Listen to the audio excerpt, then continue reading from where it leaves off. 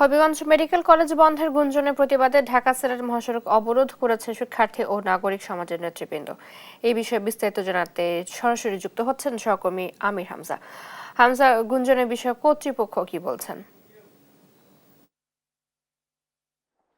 চৈতি আসলে দেখুন 2017-18 সালে হবিগঞ্জ শেখ হাসিনা মেডিকেল কলেজের যাত্রা শুরু করে এরপর গত 5 আগস্টের পরপরই সরকারের যে পট পরিবর্তন, দেশের রাজনৈতিক পট পরিবর্তনের পর কিন্তু আসলে আহ, শিক্ষার্থীদের দাবির প্রেক্ষিতে এটি নাম পরিবর্তন করা হয়, হবিগঞ্জ মেডিকেল কলেজ রাখা হয়। এবং এরপরই আসলে শিক্ষার্থীরা যেটি বলছেন যে মানহীনতার অভিযোগে এই এই হবিগঞ্জ মেডিকেল কলেজ সহ দেশের 6টি মেডিকেল কলেজ একটি বন্ধের নীতিগত সিদ্ধান্ত নিয়েছে আসলে সরকার। এবং এরপরে কিন্তু আসলে হবিগঞ্জের যারা সম্মিলিত অর্থাৎ হবিগঞ্জের যে সাধারণ মানুষ এবং হবিগঞ্জ মেডিকেল কলেজের শিক্ষার্থী প্রত্যেকে কিন্তু আসলে আন্দোলনে নেমেছেন। এবং তারা কিন্তু দীর্ঘ 1 মাস ধরে কিন্তু বিভিন্ন আন্দোলন করে যাচ্ছেন এই মেডিকেল কলেজ রক্ষার দাবিতে।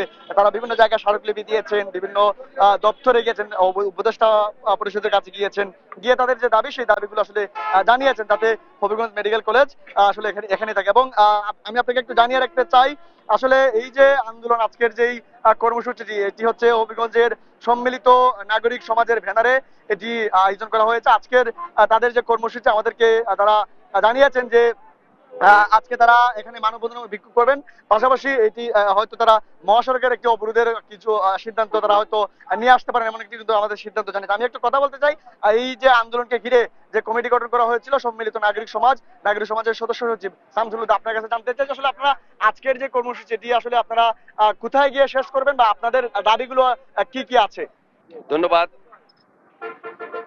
আসলে হবিগঞ্জের প্রায় 25 লক্ষ জনগণের একটি জেলা, সেই জেলা অনেক কাঙ্ক্ষিত একটি medical college Habiganj medical college নামে 2017 সনে প্রতিষ্ঠা হওয়ার পরে প্রথম ব্যাচ এখান থেকে লেখাপড়া সমাপ্ত করে দ্বিতীয় ব্যাচ লেখাপড়া প্রায় শেষ পর্যায়ে আসছে।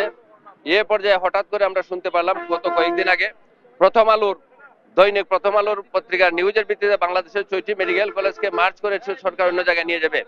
এই সূত্র ধরে আমরা এটাকে অধিকতর জানার জন্য আমরা পরবর্তীতে এই মেডিকেল কলেজ রক্ষার জন্য আমরা প্রথম হবিগঞ্জ জেলা প্রশাসক বরাবর একটি স্মারকলিপি প্রদান করি, সচিব শিক্ষা স্বাস্থ্য বরাবর স্মারকলিপি প্রদান করি, মহাপরিচালক শিক্ষা স্বাস্থ্য অধিদপ্তর বরাবর আমরা স্মারকলিপি প্রদান করি।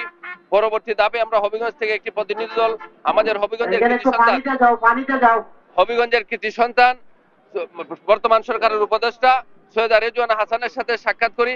আমরা এই বিষয়গুলো হবিগঞ্জ মানুষের সবগুলা বিষয় প্রাণের দাবি মেডিকেল কলেজে রক্ষার আবেদন জানাই।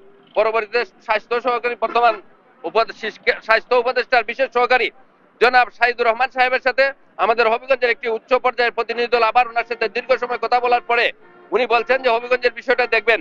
কিন্তু আমরা অত্যন্ত দুঃখের বিষয় জানাচ্ছি, গত 10 তারিখে স্বাস্থ্য উপদেষ্টার সভাপতিত্বে একটি মিটিং হয়েছে। সেই বিশেষ সূত্রে আমরা জানতে পারছি সেই মিটিংয়ে জনাব সাইদুর রহমান সাহেব একবারে বাড়াবাড়ি করে উনি হবিগঞ্জের মেডিকেল কলেজটি বন্ধ করার জন্য বা তার সাথে আরো যে কয়টি মেডিকেল কলেজ বন্ধ করার জন্য এগিয়ে যাচ্ছেন। আমরা সেই সংবাদের ভিত্তিতে আমরা আজকে হবিগঞ্জ জেলাবাসীর পক্ষ থেকে, হবিগঞ্জের সম্মিলিত নাগরিক সমাজের পক্ষ থেকে আজকের এই মানববন্ধন, এখন মানববন্ধন শুরু হবে, মানববন্ধনই বলে দিবে কি করা যায়। ধন্যবাদ। আসলে আসলে শুনছিলেন চৈতি যে তারা যে বিষয়টি বলছেন, আমি একটু আপনাদেরকে আরেকটা তথ্য জানাতে চাই।